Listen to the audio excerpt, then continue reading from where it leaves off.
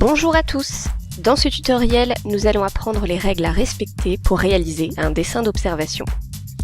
Le dessin d'observation a pour but de représenter la réalité de la façon la plus exacte possible, ce qui le différencie donc du schéma.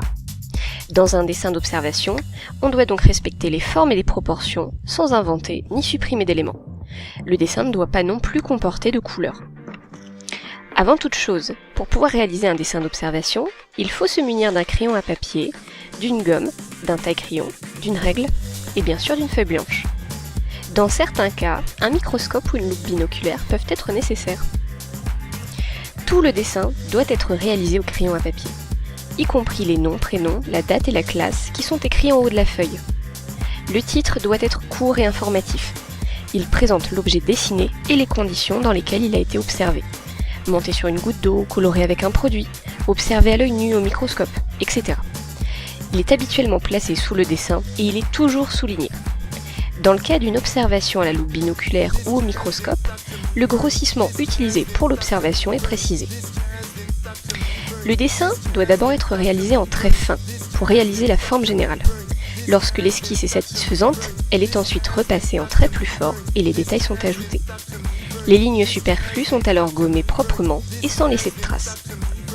Pour être correct, le dessin ne doit pas être trop gros. Il ne doit pas non plus être fait n'importe où sur la feuille. Le dessin doit être centré, en laissant de chaque côté assez de place pour inscrire la légende.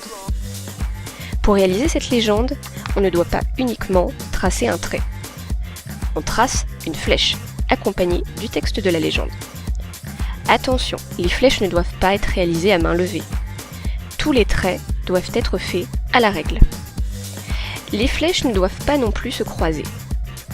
Elles sont parallèles entre elles et doivent éviter de traverser le dessin. Les critères de notation d'un dessin d'observation sont la propreté, la netteté du dessin, qu'il soit tracé intégralement au crayon à papier, la fidélité de la représentation, l'exactitude scientifique de la légende, la mise en page, la pertinence et la précision du titre. Alors maintenant que vous connaissez toutes les règles pour réaliser un dessin d'observation correct et complet, c'est à vous de jouer.